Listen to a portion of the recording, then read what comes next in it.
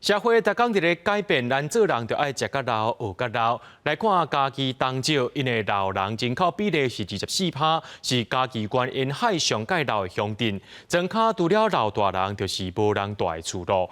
风土老人福利基金会家己服务处配合文化部私有老建筑的保存再生计划，要整修一间旧厝，替当少的时代打造一个生活化的学习空间。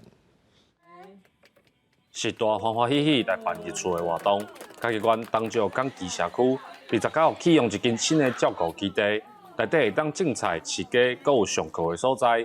风土老人福利基金会讲，这是一个训练时代互相照顾甲陪伴的所在。咱的古调有一个特色，就是全龄，好，就是所有的社区里面的小朋友啊，哈，还是就是中高龄啊，还是长辈，哈，还有甚至社区的青年都可以进来，哈。这会搞的人会当帮助这没搞的人，哈啊，互相帮助的状况底下，他们在生活上会过得就是更像交朋友的一个方式来过日子啊。今晚做了真好真水，吼。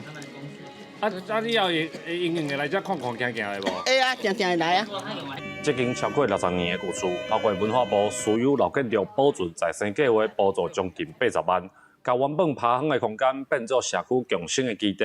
厝主讲，无人住的厝，活化互时代来使用，故乡的时代有所在通去，嘛会较愿意出门。真好啊，因为最主要是老人吼要走出来。你像我即马退休了，我嘛要走出来啊，无走出来你。人一直老化足紧的。风土老人基金会家己服务处讲，经过年外的整修，这个所在未来会推测社区就是厝内的照顾共生概念。